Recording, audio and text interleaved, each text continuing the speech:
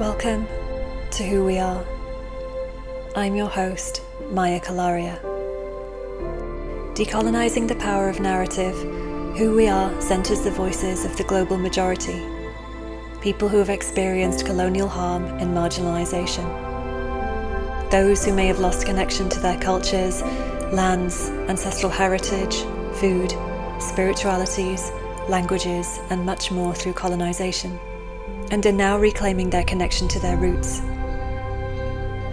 This is a living archive for stories of struggle, hope, and healing from systems of oppression. It focuses not on what we do, but on who we are, a bridge between the legacy of our ancestors and those who come after us. So let us bear sacred witness to the stories that have silently lived inside our bodies. Stories that long to be told and heard.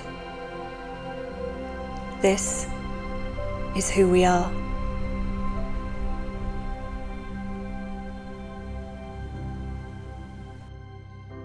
Dr. CarolLaine, thank you so much for coming on Who We Are, the podcast today. It is really a pleasure to speak to you today. We've had a catch up before and we were talking for probably at least 2 hours. This podcast will probably not be that long, but there is a lot to say, and just a huge, huge warm welcome to the podcast. Thank you, Maya. It is such a joy to have connected with you. I'm so glad that the universe brought us together, and I'm excited to see what unfolds between us today. Yeah, me too, because I think a lot will. And I want to start by asking you to introduce yourself a bit more and share more about the people that you come from and the lands that you come from. So I am Doctora CarolLaine M García. I introduce myself with my name in that way on purpose. My middle name is Maria, but I keep the M to represent not just the fact that my middle name is Maria, but also a lot of Marias exist in Latin culture because of our connection to the Virgin Mary. And I was named after my grandmother. My mother's name is Mariluz. Like, there's a lot of M's of women in my name. And so I thought a lot about how even to show my name when I first started building my brand. And that's why the M is an important part. And there's also an element that maybe we'll go into about there's a reverence of motherhood, even though I have opted out, that the M also represents for me. So there's like a lot of layers to that introduction, just short introduction. I'm an Afro-Euro-Indígena mujer from the Dominican Republic, but has spent most of my life in the United States. And so typically I will describe myself as a Dominican American immigrant because I've had a lot of, earlier on, some pretty traumatic experiences being an immigrant. And so even though I have dominated American culture and the language, the immigrant identity is still a core part of how I have lived in this body.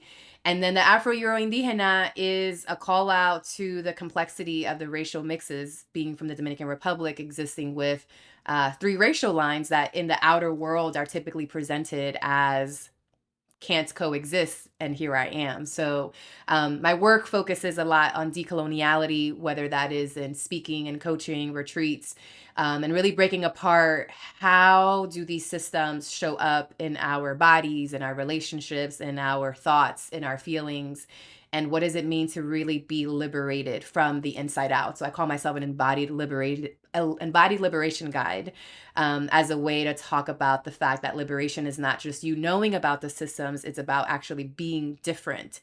And that takes a lot of work. So that is me in a medium-sized nutshell. Wow. And how much was in that nutshell? I mean, so much complexity. We were just speaking before we started recording about the kind of different threads of racial heritage, but also the history of the Dominican Republic, which is something that is a very powerful history. And let's start on the kind of just the basics before we dive more into it. But can you share whereabouts in the Dominican Republic your parents were born, where you were born, and just, was it kind of an unbroken line before you moved to America? Yeah. So I remember in college feeling curious about my heritage and not necessarily knowing how to start. I didn't know how to get acquainted with the history of my country. There wasn't really space yet to talk about what our family had, like what had happened to our family, because we were just surviving the American experience. And so everything that I'm sharing with you is like after years and decades of excavation. It wasn't something that I readily knew. So although I am mixed race, that doesn't show up in my family as like a particular mix of people being like, oh, my grandmother was African and, my great grandfather was Spanish. It is so mixed that when people are like, well, where are you from? I was born in Santiago de los Caballeros, a city that was named after the colonial founders. There's a lot of like colonial reverence in the Dominican Republic, even as we coexist as um, an Afro-Hispanic nation, Afro-Latino nation. And my parents were born there. My grandparents were born there. There is this unbroken line of Dominican existence up until colonization. And so I think that was always really complicated for people that wanted like a black or white category in America to understand that I don't know. I don't know what this black or white category is. Like everyone that I know is Dominican. And before that, we were something else, but there's no record of that I'm aware of. I just know historically what has happened. So I'm Dominican from all sides of the coins, but that Dominicanness has shown up differently depending on the class intersection, depending on the color and racial phenotypes, the education exposure, whether they stayed in Dominican Republic or came to America or went to somewhere else. So it's not, I think why my history was so overwhelming to understand is because it is overwhelming. Like Mm. it requires almost like a PhD level mind to be able to understand, because there's so many intertwining tributaries to this ocean of like who I am and who my ancestors were. And I know many Dominicans and they're not as concerned about all of that. Like it's not as pressing to them to understand where they're from and why they are the way they are. But for me, it was this visceral desire to like know, where do I come from? Because in this country, people wanted to know, where do I come from? And I still get asked those questions. Where are you from? And I'm always Right. like, what do you want to know? What do you want to know? Because I have many answers to that question. So I had to get skilled at answering a question that most of my family members don't get asked because they have accents.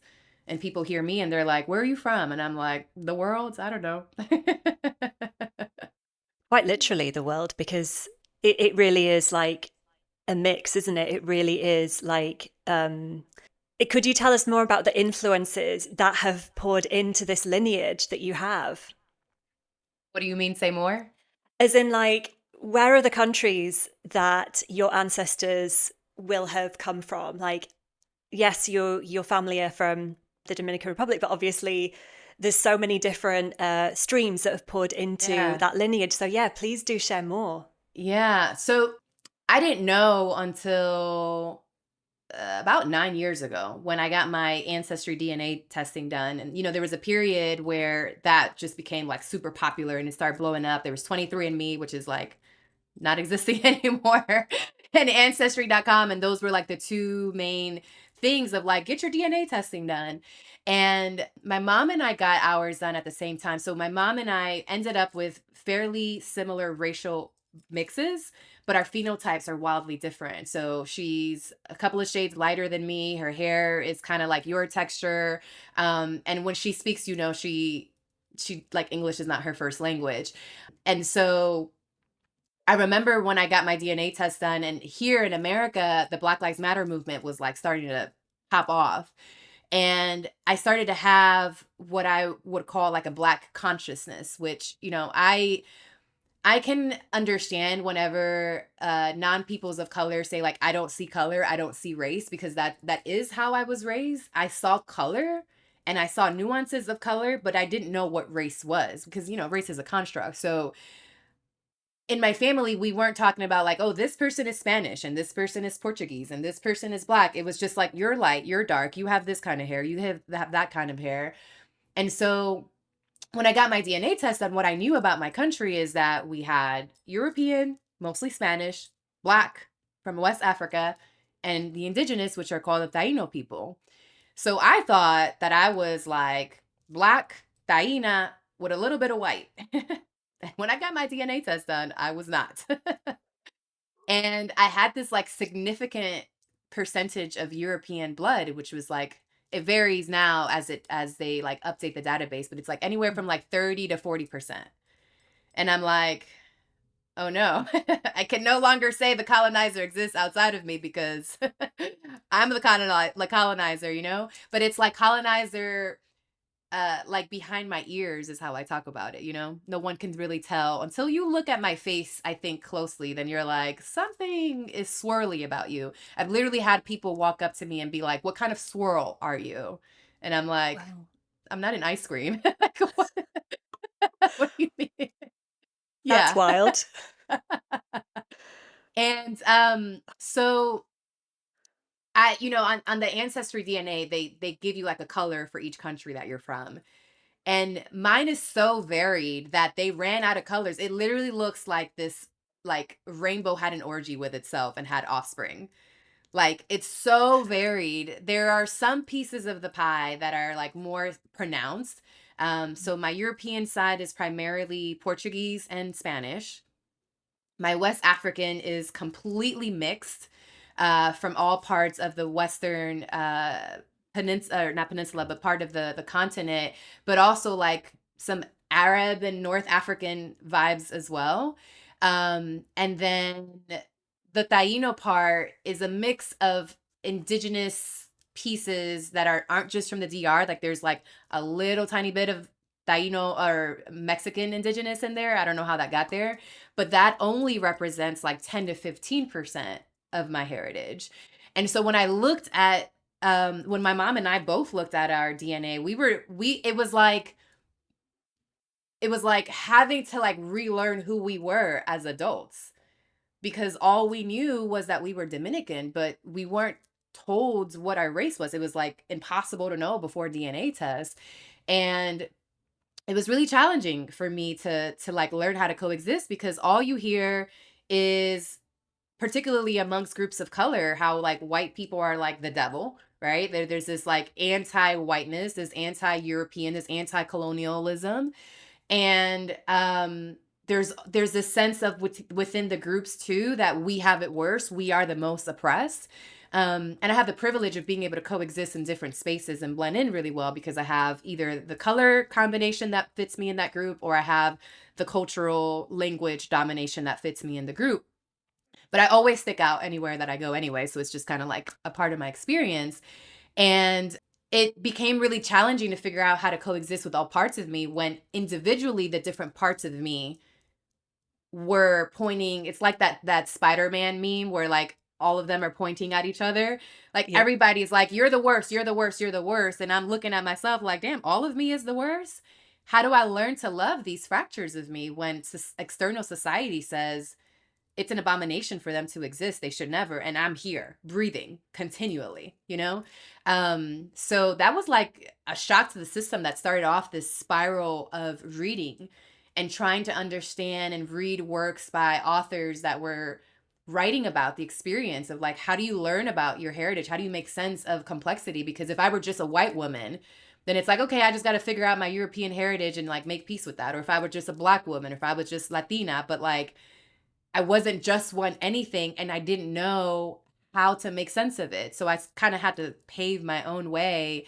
And a lot of it, because so many of my ancestors have passed away already, there wasn't like eldership to lead me through that. So it was like spirit that lead me through that. And that was really my interest into the spiritual realm, because those people weren't here anymore. So I was like, okay, I want to connect. Let me see where this takes me. And that started my spiritual exploration more deeply. Wow. That's a very rich answer. And there are so many threads that we can like unravel from this. And it just, as you were speaking, it just struck me, how there are people in the world who still like to paper over our history, right? Yeah. As people of color, or just colonized people and the colonizer, or, all of us, all of us. Yeah. And I feel like here in your lineage is a physical manifestation of what happened. You know, it is a living history of the history of the land as well. You know, it's like people cannot deny what's happened when they look at you or look at your people. It's like it's within you.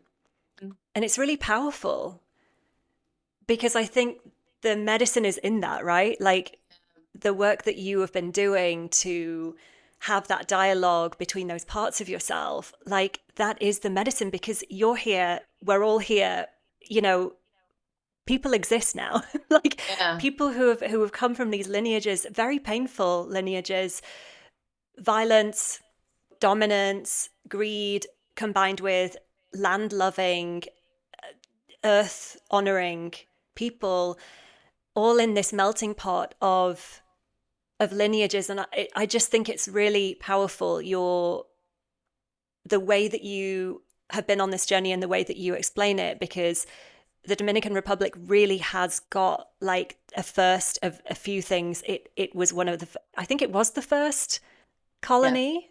It was the first colony. Christopher Columbus himself landed there.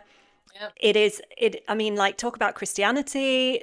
Like, it had the first cathedral, the first monastery. It's just got this really, like, it was the primary kind of stamp of colonization. And I wanted to ask you, and I mean, we will come back to all these threads will come together, I'm sure, but I wanted to ask you about your relationship with the land of the Dominican Republic. And Yeah. if you could explain briefly, just before then, to our listeners, like a little bit, if you can, of a nutshell of the history of the Dominican Republic. Yeah. So I have a doctorate in organizational psychology, and I completed my doctorate very young. I was 25 by the time that I became a doctor.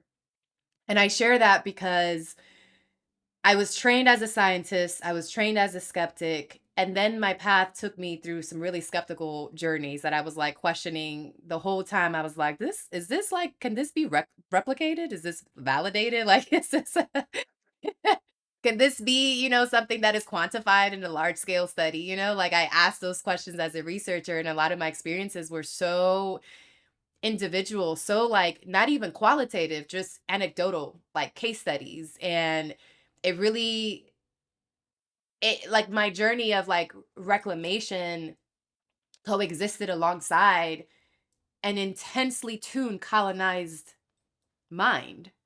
When you think about a doctorate, that is the epitome of the highest echelon of academic conditioning. Yeah. And I didn't realize how I was being trained to systematically quantify the world, and how that was an inheritance of colonization. If it hadn't been for colonization, we wouldn't have education in the Western world. And so like I coexist with these really land-based, earth-based, indigenous, community-oriented sides of me, with these pioneering, innovating, systematic, strategic aspect of me too. And it wasn't until I think probably in the last year that I was even able to talk about the complexity of not being able to collapse colonization as just bad, that I felt comfortable like not being like unalived for saying that. Because I'm in the decolonial space, I call myself an embodied liberationist, and I'm not supposed to have any kind of complexity about certain things are supposed to be black and white, but like I'm not black or white. So there was this like sense of purpose in my mixedness, that I was like, I have such a unique lens, not just because of my identities, but because of my education, because of my ancestry, that I might be one of the only people like this. And what do you do with that when you're like, damn, I'm rare? Okay, now what? So that was kind of the context of like all of this exploration. There was a systematic aspect of it that my PhD, like, allowed me, but then there was this really intuitive aspect of me that then my PhD mind was constantly questioning. And it was almost like this war between the intuition and the mind, and them figuring out like who's winning this battle. So it wasn't until last year when I started like helping my mom weed her garden that I understood why an intact root system is so important to us. Because we oftentimes, part of the burden of colonization is we see ourselves as separate from nature, right? But whenever you look at nature itself, she teaches us aspects of ourselves that we have forgotten. And so I remember like my mom had been traveling a lot. She's retired. She like has this like giant house, massive garden. And I was home for a few weeks, and just like a lot of weeding had to be done. And like some of those weeds, like they are so tenaciously attached to the ground, and they have such a vast network amongst each other that when you pull one weed, it's like a whole network pops up, and there's more where that came from. And then sometimes when you pull the weeds and the roots break, they'll grow back again, even though like literally when you break it, there is a breakage, there is a pain there, but they'll grow back again. And so I started to see like, oh my gosh, this is me right here. Like I was pulled from my land, and I thought that I could just be replanted and be fine, but there is this like elemental aspect of me that still exists on that land that I have to go back. I don't know why. I just like have to go back. And so that was the intuitive part of me. Like the scientist in me was looking at plants and was like, if we are nature, then there's something that I have to like recover. And I had been back to the DR, went back 4 years ago after not having been back 7 years, after not having been back for 7 years. So there was this kind of like, most of my family's in the DR. The family that are in the US, the family that is in the DR, I'm not connected to them because it was my father's sides of the family. And once my father died, that felt like it was severed, but there was still like those phantom roots were like, nah, there's something here. And it didn't make any sense, right? So when I went 4 years ago, my body remembered my history in a way my mind couldn't. Like I like kind of had blacked out my childhood there. And when I came back, and Santiago is really and the country is really beautiful in how it's shaped, because it's kind of shaped like a bowl, like we're sort of like surrounded by mountains.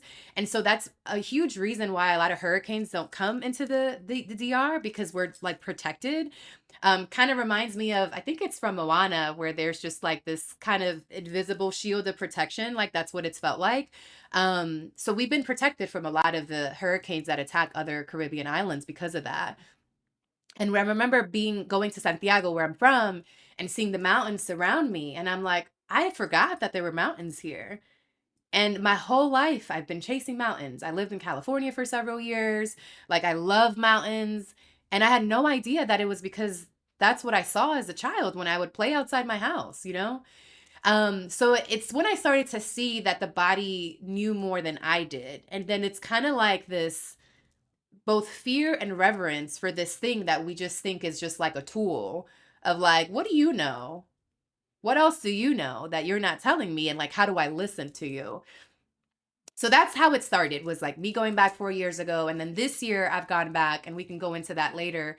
And that was a different kind of reclamation, because this year I reunited with my Garcia side of the family after nearly 38 years of separation.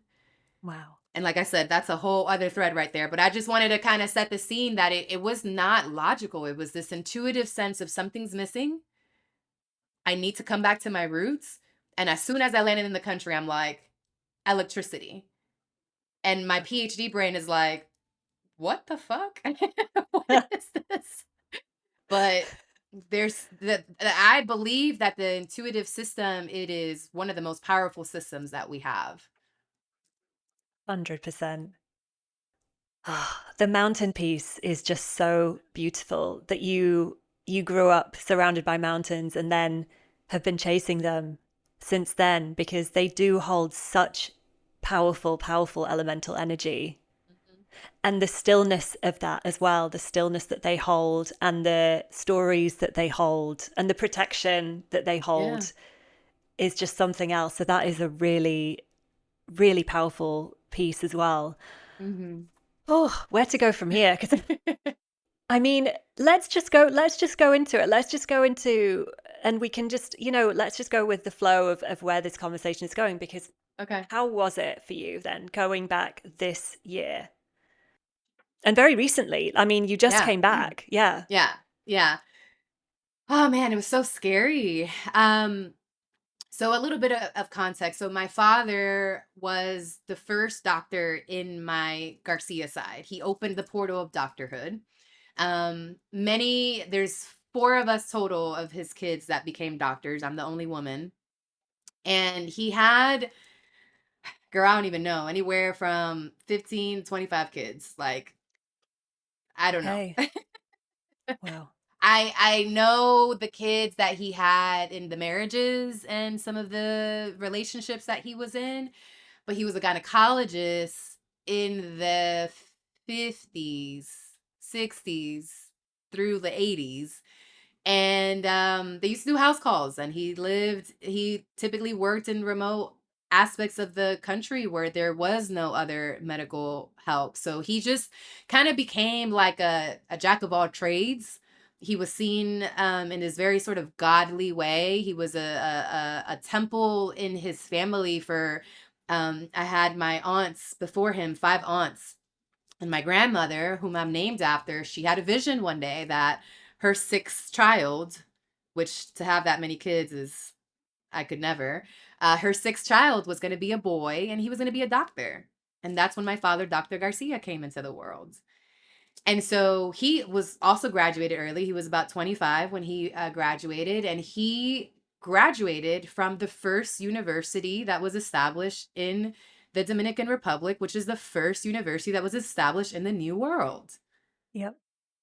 Wild. And so I went to the Dominican Republic several years ago for my birthday, and then I went to Santo Domingo, which is where that university is, and I just went for a day just to feel something. And I felt him. That was the first time that I was like, my father is actively with me, not just like wishful thinking. I saw this like beautiful lightning storm with no water over the ocean when I was staying in a condo there. And I remember being like, Papi, like, is that you? And the lightning just went crazy. Like I was so stunned by it. I didn't even record it. It's just like a memory in my head that no one else can collaborate. And there was like right alongside that condo where I stayed. It's near this place called the Malecon, which is right in front of the ocean. There was I don't even know how to describe it, but like pillars that were painted. They were like this coral color, and somebody had written with like liquid paper. It was like this white ink type of thing, in Spanish. What are dreams for if they're not to be realized? And I was like, that's rude. Cause I was in a point in my life then where like I hated my job, but I was making a ton of money. And like, I thought that was the American dream. Right. And so I was like, I have some dreams, but it would require me to leave a lot of things. And I don't know how to do that. I don't know how to leave the paved path. And so when I last went to the DR, I was about to embark on like, what does life outside of corporate look like? Just even imagining it. And I was terrified of it. And so when I came back this year, I was 2 years out of corporate. And it just so happened that literally the day that I flew out, I had been doing a brand redesign for the previous 4 or 5 months. The brand redesign finally dropped publicly that day after a series of delays. And my business is named Dr. Garcia Brands in honor of him and the other doctors that, popped up in my lineage and myself as well. And so it was this really interesting arc of like the last time I was there, I saw this thing that said like dreams are meant to be realized. And then the next time I was there, here is the visual representation of me realizing my dream of creating, I call my business not a consultancy, not a coaching practice, but a creative liberation leadership studio. And I've never seen those words on any kind of business before. I totally made it up, like why creativity is the anchor that I teach, liberation is the foundation of everything, but I'm a leadership expert and it's a studio, it's not a consultancy because we're playing, we're experimenting, we're building. So that was the first kind of like leg of arc of that journey. And I didn't even realize that until I just started telling you, like, oh wow, yeah, that had happened. So I did stream of consciousness journaling in my planner at the beginning of the year of like what I want in every aspect of my life. And I was like, I really want to re-meet my Garcia side. Like I just want to meet them. I want to see my uncles before they die. I want to see what the other eyes that my father created look like. I want to see myself in these other people. And it just unfolded so beautifully. I remember, so one of my half sisters, all of my siblings are half. One of my half sisters is really close friends with my mom because my father was 27 years older than my mom. So a lot of my siblings are more like closer to the age of my mother than they are to me. They're 20, 30 years older than me, which is just like a lot to exist, in. And so that channel between my family was never really closed because my mom stayed friends with this sister of mine. And I remember like my mom over the years constantly telling me like, she sends you her love, she wants to talk to you, she misses you. And I'm like, I can't talk to her. I don't know how to speak Spanish. Like I literally have forgotten my Spanish. Like I had gotten so good at English that I forgot to speak Spanish, and I didn't want to reconnect with my family and be dumb in Spanish. And so there was so much work that I did to like immerse myself in Dominican spaces because Dominican, like Spanish is its own different paradigm than like the Spanish that you could learn from like a Duolingo, a Babbel, Rosetta Stone. So I was learning this proper Spanish, but I'm like, this isn't what we speak. And so the only way that I'm going to be able to recover was almost like reclaiming an indigenous language, but it's called Spanish. But it is not like people that study Spanish, that go to DR, they think they know Spanish. You don't know Spanish because it's a mile a minute. There's a lot of slang, and it is truly like a melting pot of the different cultures and heritages that we have. So this year is the first time that I started to see my land as indigenous, even though it has colonial blood in it. But the shaping of it, the unfolding of it is very much has been left to do its own thing. And it is unlike any other nation in the world. And so the last bit I'll say, because I want to make sure that I give you space to also like ask and dig into other stuff, is that particular trip unfolded really beautifully because I basically told my mom to tell my sister that I was going to message her. So it was like the preparation, for my courage. Then I messaged her. She was like, get in touch with our brother, who is like the community keeper of our family. And he's the eldest brother. And I hadn't talked to him in about 5 years. He immediately called me. Sister, how are you? So warm. And I was like, I'm thinking about going to the DR for 2 weeks in June specifically. I just like made that up in my head. He's like, well, I'm going to be in the DR for a month in that same time period. And so the eldest brother, escorted the youngest daughter to re-meet her family. And I'm like, oh. And it was like he just reintroduced me. Like he introduced me to everybody. He like made things happen, and I was welcomed with such open arms that it was like, damn, I've been so scared this whole time that I was going to be rejected, and instead they were like, finally she came back. We've been hearing about you, we've been thinking about you, we've been wondering about you. And to come back, and some of them not having seen me since I was a toddler, and I'm 5'10", and like have my head shaved, and I'm a doctor, and I'm a world traveler, and I'm child free, and I'm marriage free, and I have my own condo, and like I speak 2 languages, and they're just like, wow, like they got to see the flower, but the root system was so connected that they instantly recognized me. And all everybody could say is like, you're a pura Garcia, you're a pure Garcia, like you cannot be denied. And so it was a reintroduction to my tribe in a way that I never felt like I could have because I'm not fully indigenous, And that just completely transformed me because it was like not just a reintroduction back to the family, but it was a reintroduction back to the land. Like Mm. it was a total reclamation where I was like, I belong. And that was a question that I've been asking myself my whole life is like, where do I belong? And like that trip, it was like here and there and everywhere that you are. So yeah. That is huge. That is absolutely huge. And listening to you, I can understand how even in the body, physiologically and energetically, like meeting those members of your family and being welcomed and feeling like you belong and being welcomed back to the land in that way. I can imagine in the body that had some impacts as well, like hopefully positive impacts as these things do. But I wanted to ask you about that, like how I know you've only just come back, but like how have you noticed the differences, not just in your body, but in how you feel about Yeah. anything, you know? It's been pretty remarkable. I I've been recently noticing that I've been getting a lot more compliments even when I'm not trying. People will just like approach me and they're like, there's something about you. There's a glow about you. You just like glowing with beauty. And I'm like, thank you. And I'm just like casually walking around, like not trying to be anything. And there is this sense of like peace that I am radiating, this sense of like the way that my mom described it to me, I think is just a beautiful answer to your question. She said, I feel like for most of your life, you've been trying to fly with one wing, and now you Yeah. finally found both of them.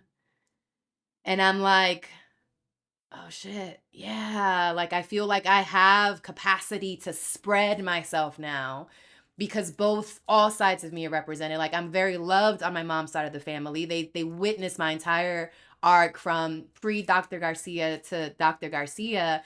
But my Garcia side gets to witness the woman in me. They don't even though I'm like 20, 30 years younger than some of them, I'm not a child. I am a Mm. grown sovereign woman, and I come back not with the yearning or thirst to be accepted. I come back like I've accepted myself. Does this fit here or not? Because I have another family. And, it was so curious too, because the way that my business has unfolded has been this like magical, non-linear way too, because my speeches prepare me for whatever the journey is that I'm going through. So I didn't do a lot of speeches this year. Um, it just didn't happen. And the two keynotes that I got, I taught a lot more. So I was more in the classroom than I, was out on the stage. And that allowed me to work through how to story tell, how to move a small group of people, how to write about my stories and interactions in the class. And so by the time I got these two speeches, like after I had came back from that first trip, before the second one. One of them was called Belonging to Yourself, the Diversity Within You. And so, in preparation for the speech, I learned how to belong to myself.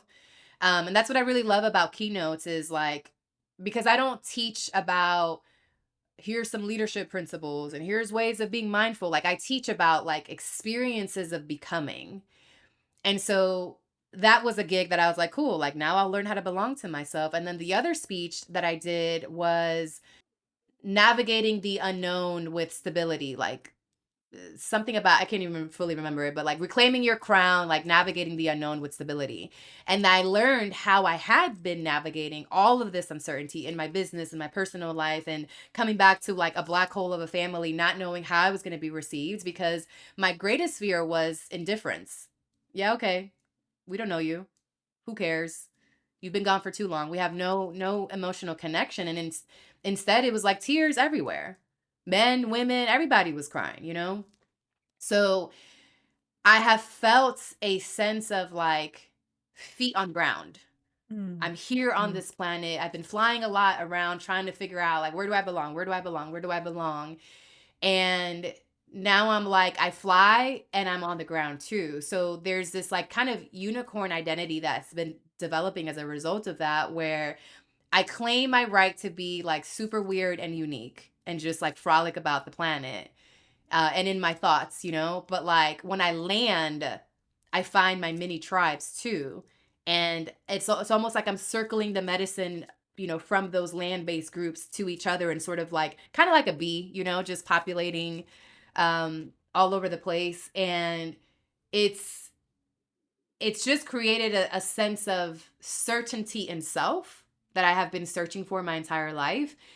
And I think what the most transformational aspect of it is, I have been doing attachment work for like 5 years now, and I was anxiously attached for a long time. And instead of going from like anxiously attached to secure attached, even though that was like the original goal, I've gone from anxiously attached to sovereignly attached, which Yeah. means I trust myself and everything that comes in and out, like with no fear. Like, oh, this didn't work out. Okay. Oh, this is coming up. All right. And that has created a sense of ease that I think is the glow that people are talking about when they're like, there's something up with you. And I'm like, I think I just trust being here now. Yeah. And when we do that kind of level of deep work, which is essentially energetic work, because emotions are energy and motion, it does impact the cells of our body and the way that, you know, it impacts everything about our physicality too. Right. And so it really radiates from a person when, I mean, you are not afraid of doing the work, and you're not afraid of like courageously revisiting family that you didn't necessarily know how they were going to receive you. And that union, it sounds like it created that union within you as well, or like a kind of, even if it was on a small level, because it sounds like you already done so much work to have that union within yourself, but it sounds like this just added to that and boosted that radiance. And it may seem like we're circling back a bit, but I wanted to ask about your mum's side actually as well, Yeah. and just for you to share a bit more about her side, because she was how many years younger? Was it 26, 27, 27. 27 years younger? Yeah. What's her story and her family's story? Yeah. My mom is awesome. I love her so much. My father, I see as providing like the fire. I know you and I had talked about elements when we Yeah. connected last time. He was fire and air, Right. visionary, change maker, philanthropist. I think his life path number was 9. So he came in and out with a bang. Like there was a certain point. I know you had asked earlier about a little bit of the history of Dominican Republic. So we had a dictator called Rafael Trujillo, and he was the Hitler of our land. Self-hating because he was out to get Haitians when his own lineage had Haitian blood in it. And I think he's like a perfect representation of the ill that white supremacy like seeded within our land, because here was a leader who could have used all of that visionary power for union and building and reclamation, and instead used it for more division, destruction, because at his core he hated himself. Yeah. And so that showed up in you know getting rid of other people that reminded him of his heritage. And that's how deeply Dominicans wanted to be white. Like that's how deeply we started to see blackness as a sin, as an abomination. And it is still something that we struggle with. It is like anti-blackness is still not just rampant in Dominican Republic, it's rampant in Latin Americas. We do not like to talk about color at all. It's super triggering. And I force that issue when I go into spaces. So Love it. um but it is insidious. White supremacy is insidious, and people think that just because you're peoples of color that white supremacy doesn't have its hands, and it's everywhere.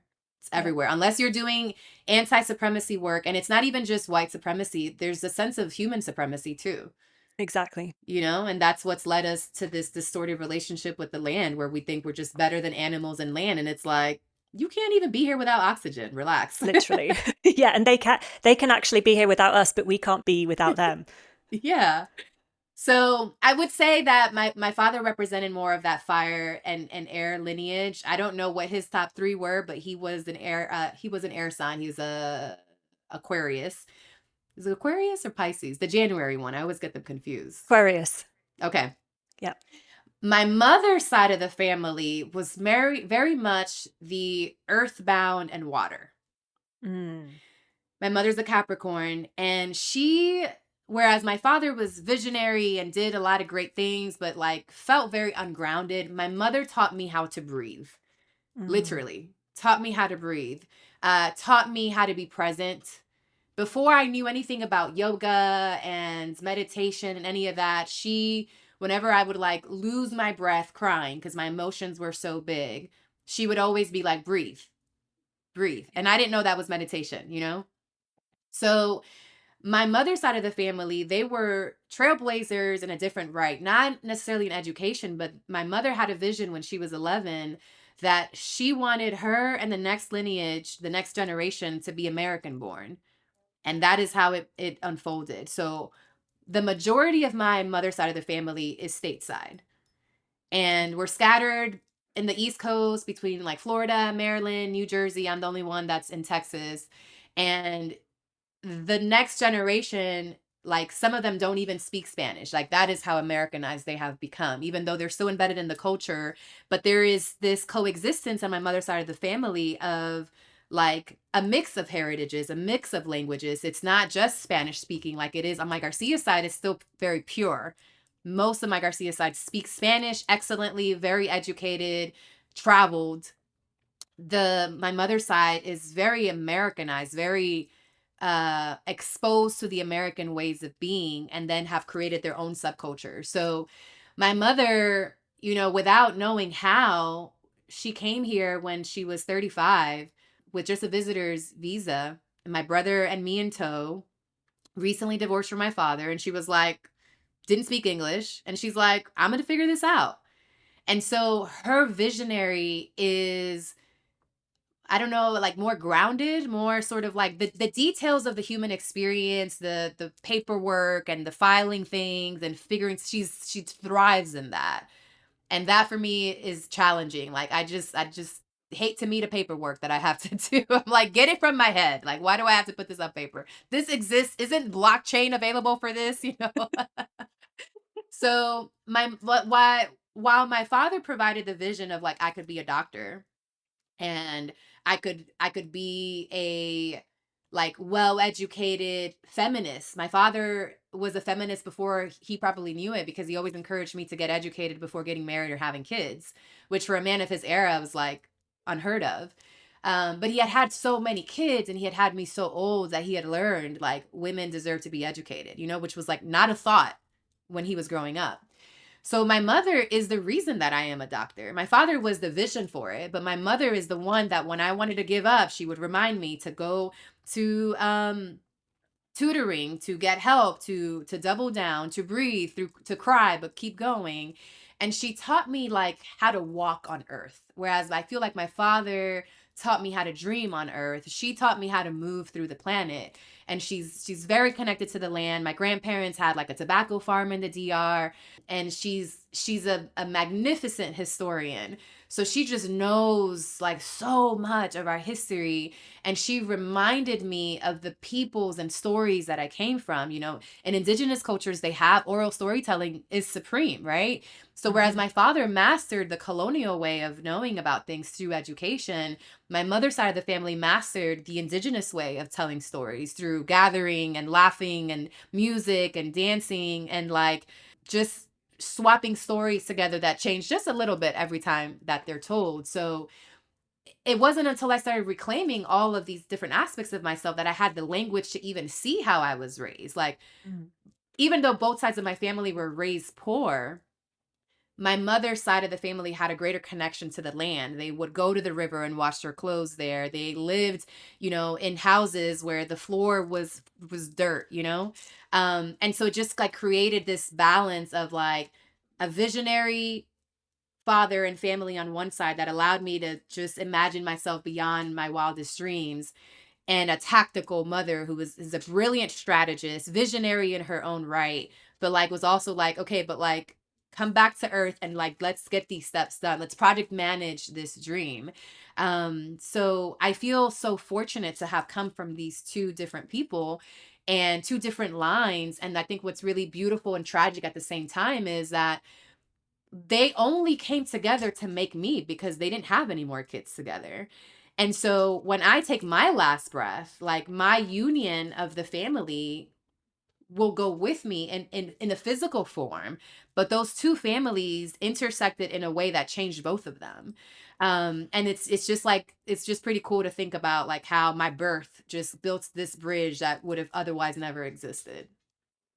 And the legacy that you will leave behind, is also just so powerful to think about. The way that you trailblaze and the way that you speak about your experiences, and the way that you have this unique perspective, this unique combination within you, that is really leaving behind something for our descendants, and when I say descendants, you and I both know, I'm also opted out of having Yeah.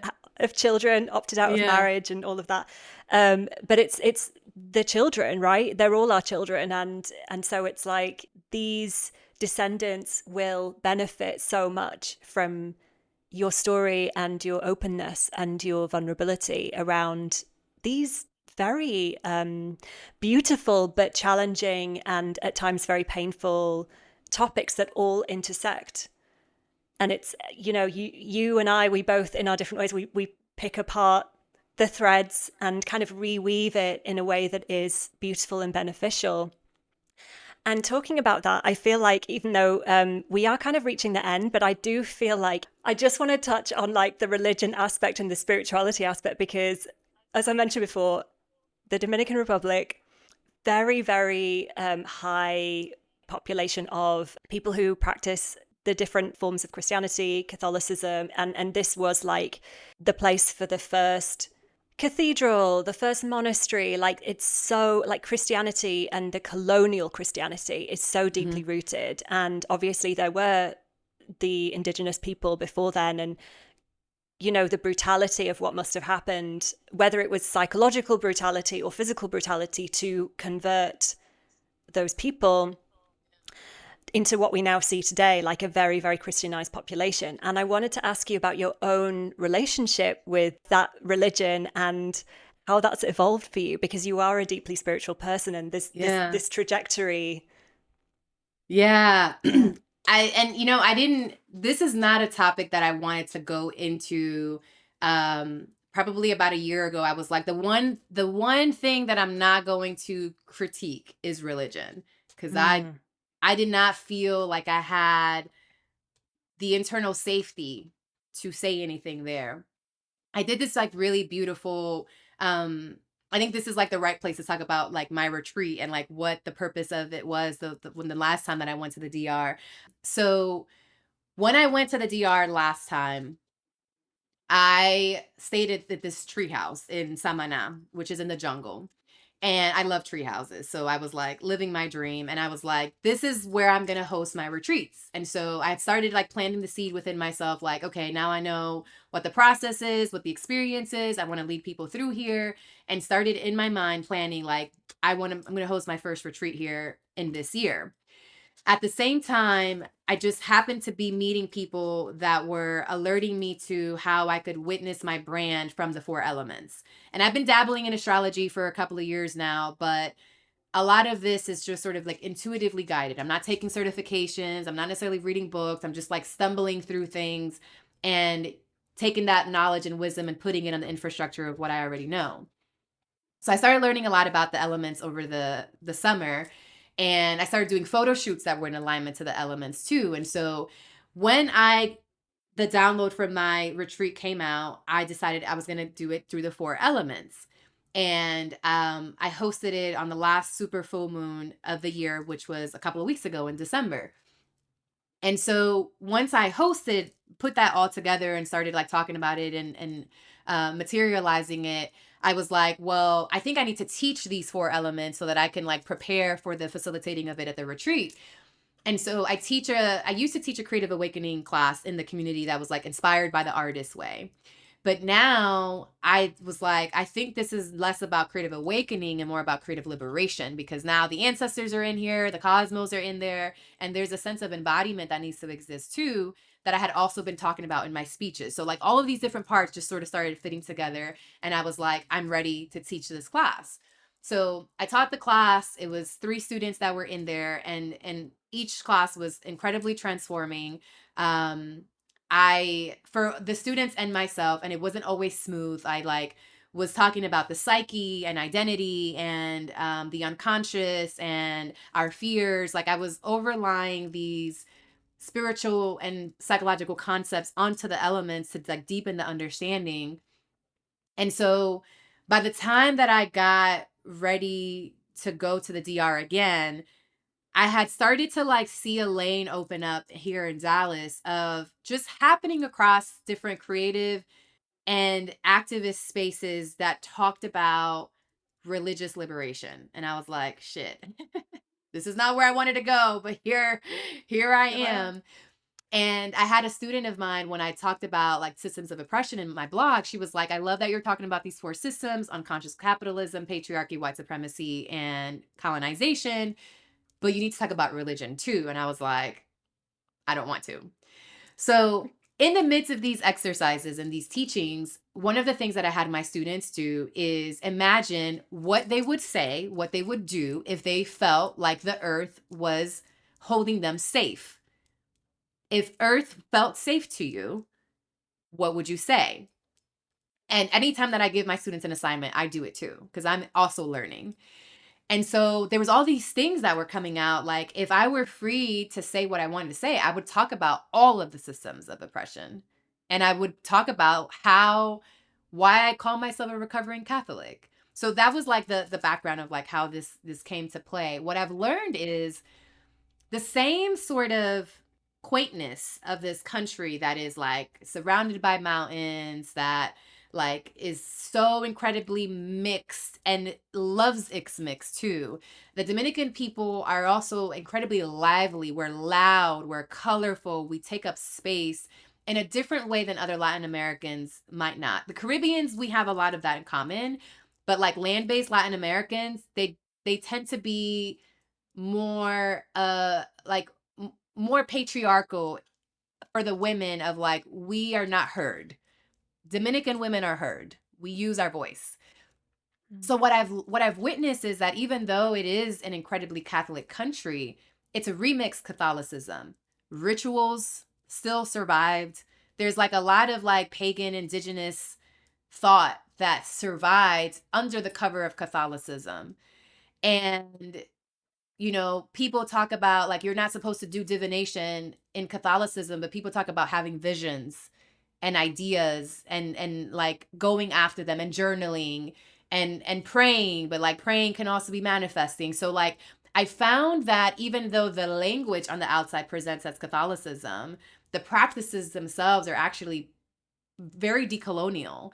And so it was like they learned how to survive within the system, but still operated within the root system, because like Dominican Republic was so far away from the empire. Like, how are you going to control us from that distance? And a lot of those colonial settlers ended up falling in love with the people that were on the land. It wasn't always a sense of like pillaging and rape, like because some of the whiteness in my family particularly is actually the women. It's not the storyline of the men being white. So love entered the picture. And I think that there's a deep love for like the ocean, the mountains, the trees. Like Dominican Republic is one of the few countries that feeds itself from its own land. So there's a Amazing. self-sufficiency, aspect of it too. And so when I started seeing that, I'm like, oh my gosh, this is like so much more incredible than I thought it was. And what I want to say too is that one of the most remarkable things that happened in this last trip is this retreat that I hosted. It did not sell. And a few weeks into it, I was like, I guess this is on purpose. Again, because I'm trusting now. I guess this is on purpose. Something's meant to come from this.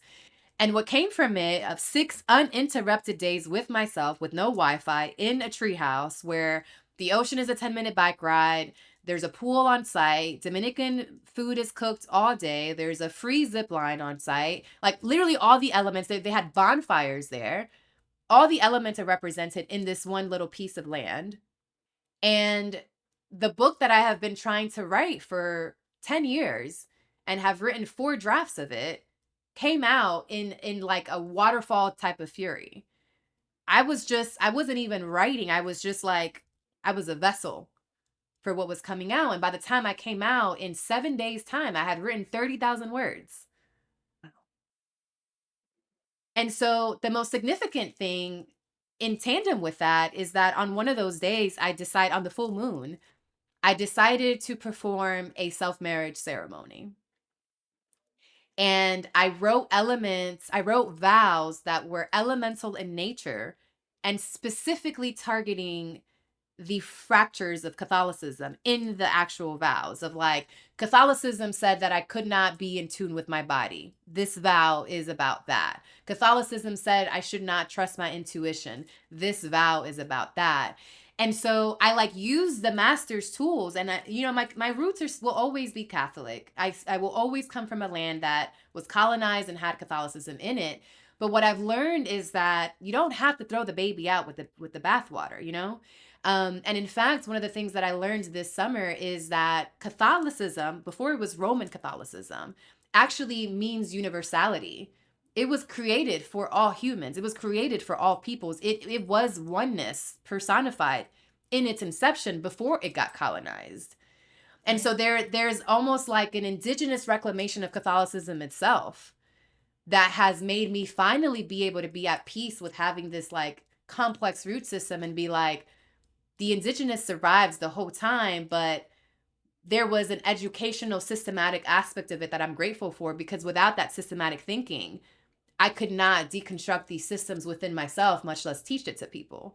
So I took the master's tools and I'm like, okay, we're going to unlearn this from the inside out, and learn really what it's like to trust so absolutely in the divine unfolding of everything, that we are able to coexist with tragedy, not in a spiritual bypassing, like I'm all light and love kind of way, but with deep reverence for the unfolding and being able to hold trauma and tragedy in your body without collapsing, and just know like, damn, I am living.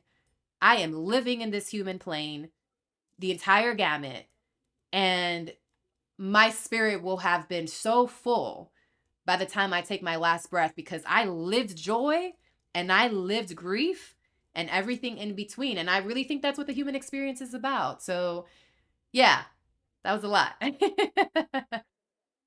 It was a lot of juice, which I love. Very, very juicy. That is what the human experience is about. It is about not bypassing. It is about feeling it all on all spectrums of what's possible. And it doesn't matter how long or how short our life is. It is the presence with which you live it. And it just sounds like every experience you have, you are able to transform it and to see the gold that lies within it, no matter what. And that is really kind of the secret, I think, to living, because it's never going to be like some flatlining, like it's never going to be just this one dimension. We're going to experience a lot of stuff in this life. So I really appreciate that you were able to strip away some of the overlays over Catholicism. And there's a lot of overlays. I mean, goodness knows, like there's a lot. Yeah. But to take it back to the roots of what was intended at the beginning before it became colonized, and before white supremacy got its claws into it all, like, and underneath it, and I see this theme in everyone I speak to, it's like the animism that lies underneath it all, the deep reverence for the land that people had to kind of hide within these overlaying religions that were forced upon them, and they made it work for them. And I guess that's what you're doing. You're making it work for you as well in the kind of reverse. You're like, okay, well, you're not forced to like now have to be under the spell of Catholicism, but you're like, okay, well, how can you make it work for you? What can you take from this that really benefits you, and what can you leave behind? And that's how we adapt. And it's just beautiful. So thank you for, all of your shares. And like the last kind of question is just an open one, and it's like, is there anything else that you want to bring through or share before we close? Yeah, I appreciate the question. I want to say one last thing about the marriage ceremony Mm. because it wasn't something that I would have done if the retreat had sold. It just sort of Right. the portal opened and I was like, I think I want to do this. And even the way that it unfolded was not linear. Like I almost didn't get the dress in time. I doubted whether I should do it because I'm like, this is like a thing. I'm going to be seen as desperate or like looking for attention or whatever. And why am I doing this? Um, the reason that I decided to do the self marriage ceremony is I realized being the youngest one on my father's side of the family, only having one parent, and just looking at the reality that if I live the fullness of my life, I will witness a lot of death. That's just what happens, right? We know it, but we don't talk about it. And I've had a few different experiences with folks taking away their lives. I've had two friends where their opposite gender parent or their same gender parent took their lives and saw the aftermath of that.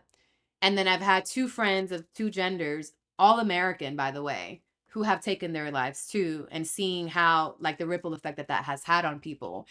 And so when I look at, talk about like taking ceremonial practices, rituals, and like taking what you need from it, like going back to that paradigm.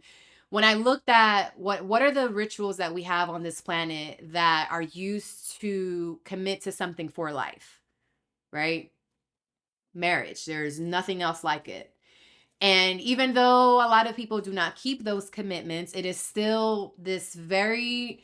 I just finished reading the book, The History of Marriage by Stephanie, I think Kuntz or something is her last name. It was fascinating because it essentially like tells you that feminism grew from marriage. It was women in marriages that were asking for more and more rights to not be raped, to not be hit, to not be divorced because they couldn't have kids, to not work. And that is really where feminism came from. It wasn't like just voting rights. It was women being like, I'm a human, and people being like, oh, we didn't know, you know, just like seen as procreators because we're animalistic in nature. And so it made sense for those eras that, someone would take care of the resources in the home and another person would take care of the offspring that were needed to keep surviving. But we've outgrown that and we still have those paradigms, and how do we reconcile them? And so I'm thinking about marriage.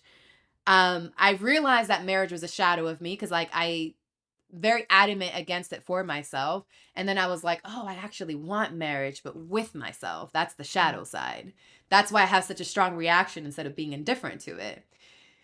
And so when the retreat didn't sell, I'm still going there. I'm meeting my family. This book is going to be written. And I was like, I want a photo shoot and I'm going to do vows. And I had like sketched out the vows before I bought the dress. And it all came together when I had the thought. So I just have downloads sometimes of just ideas that come to mind. The thought was, I will never take my life, no matter what.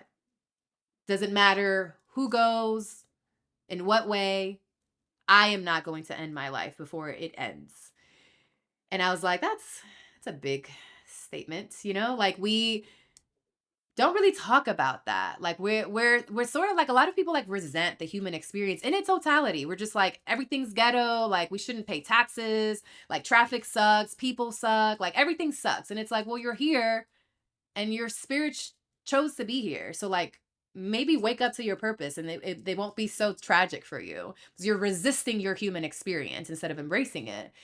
And so like those things kind of like were just happening in not parallel way, just like one week this, one week that. And I'm like, well, hell, if people use marriage to commit to themselves forever, like what if I co-opted that ritual and ceremony, wrote vows to myself about how I was going to connect and commit to my truth and myself and my life and performed the ceremony. I'm a ceremonial holder, like why not? And so I did a photo shoot in the treehouse at the beach, floor length, like it for all intents and purposes, it was a wedding dress.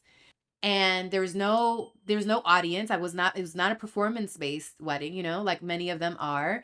And then a few days later, I did my vows in front of the waterfall with also no attendance and no audience, just me and the ancestors and the water. And it was like, that was also so transformational, because whenever I would tell people like, oh, I'm here to marry myself, or I did marry myself, they're like, why? And I'm like, because I want to make a commitment to life that I will be here through sickness and in health till death do us apart. I will be here. And that, I think, is going to be just a thing that I include in my retreats moving forward, of like, are you willing and able to commit to being here, present, until you die, and enjoy for everything that it is, this human experience? And so, like, the whole unfolding of everything was just this beautiful arc of like, not just trusting the unfolding of things, but maximizing the unfolding of things. Like, I came back a different person, because I know that my spirit has the capacity to withstand everything that I go through, and how I will do that is through creating from what I go through. And the book is like a result of that. This is all of the shit that I've lived through. This book will now exist to help others. And like, I am committing my life to creating from what creates me. And that is the synergy of reciprocity of, you created me, I create you. You create me, I create you.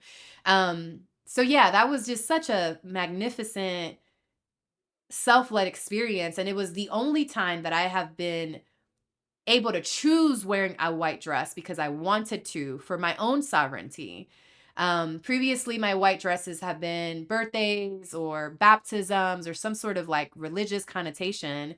And that, again, is me using Catholicism and religion and being like, I will take what you served and create it in a different way. Thank you for the idea, So I felt like just whole when I came Yeah. back. And that was the purpose of the retreat. I was doing that for others, but the whole time it was, you have to go through it first so you can lead others through it. An initiation of many kinds.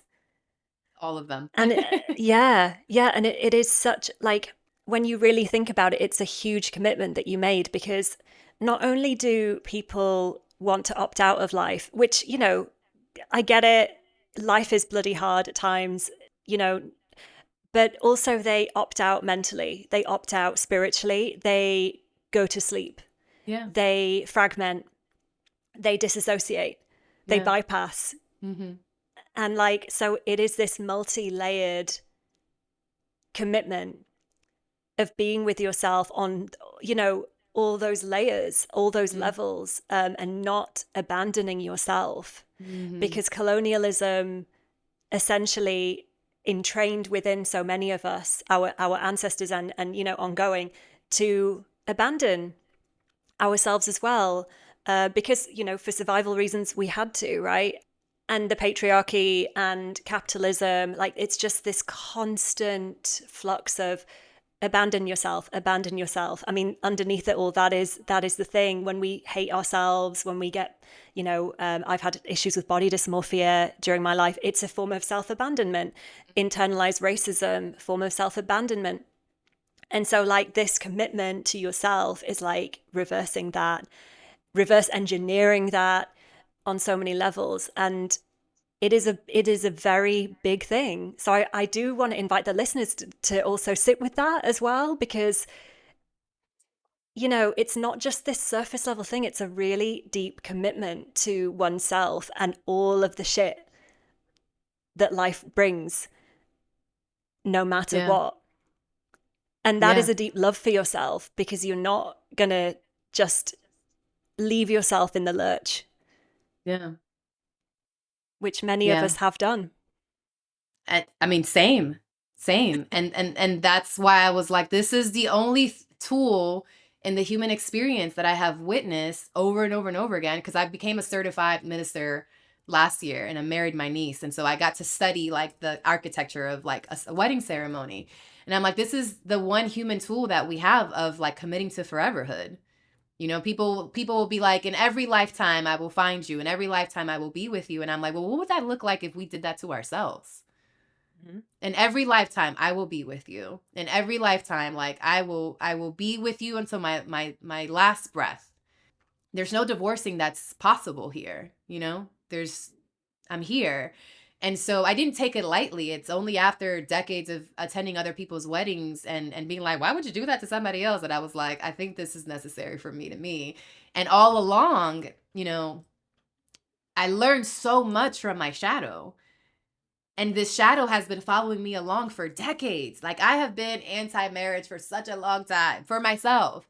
And then for me to end up like doing, not even just doing it, but documenting it, sharing it, talking about it, right? Is also important because that is why people get married to large groups of people. It is the community accountability. Yeah. Even if some people don't hold to that, you know, for a variety of reasons. And I do not think that, you know, I think divorce exists for a reason, you know, I think that foreverhood doesn't work for every relationship, but you know, the connection with you and your soul, like, especially because I do believe that we choose where and how we incarnate. So if I chose to come into the land of the DR in this body, in this time period, to with this family, to learn all of these experiences with this intellect, I have a responsibility to what my spirit said. And it is like, to me, it is like the highest form of integrity. I said I was going to be here. So I'm going to be here. Yeah. And I'm going to feel hell on earth and heaven too. And I will make art from it. Because the greatest pieces of art that we make, it comes from intense feeling. It's not intense necessarily thought. It's intense feeling. It's intense passion.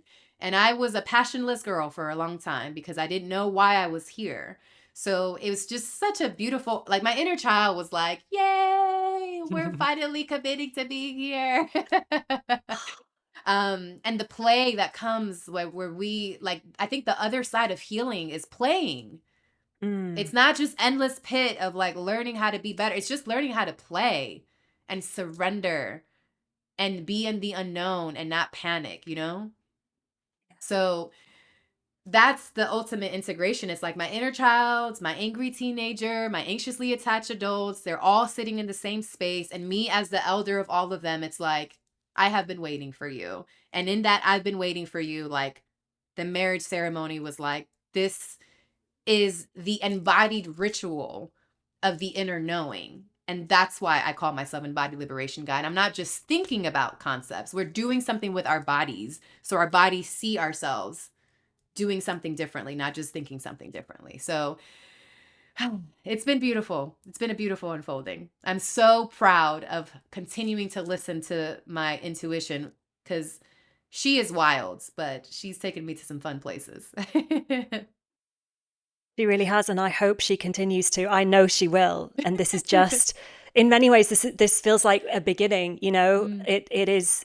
I'm so excited for what's next, and I hope I get to hear about it as well. And just thank you so much for sharing on so many different levels, from so many different realms in this conversation. And I know that those who are listening will have something so valuable and precious to take away from this. And yeah, just thank you so much for being here once again. Yeah, and thank you for your fantastic space holding. Your reactions have been really awesome to like talk through, you know, because I can tell, yeah, this is just in my head. So like for me, it's not a surprise anymore because it's in my body, but to like the way that you're emoting with me, we're moving each other. And like I told you at the beginning, like I didn't know what I was going to say. I didn't know how this was going to unfold. So I just want to also honor the skill and the presence that it takes on your side too, to listen to what I may say. And, you know, I have no idea how the things that I've said have moved you, and what they will open in you. So there's a vulnerability on your side too, as the receiver of my words and my expressions, to still hold presence. So I just want to honor that capacity as well, because that is some work there too. Thank you. That means a lot. And I think people do overlook sometimes the skill it takes to hold space and to really listen and to help guide a conversation that you don't really know where it's going to go, and to trust. Like you were talking about self-trust, it has been a journey of self-trust. And in conversations like this, it really pays off. It's like, yes, like you feel it in the body. So thank you for saying that. And thank you once again for being here. And until next time. Until next time. Yeah, take care. You too. Thank you, Maya.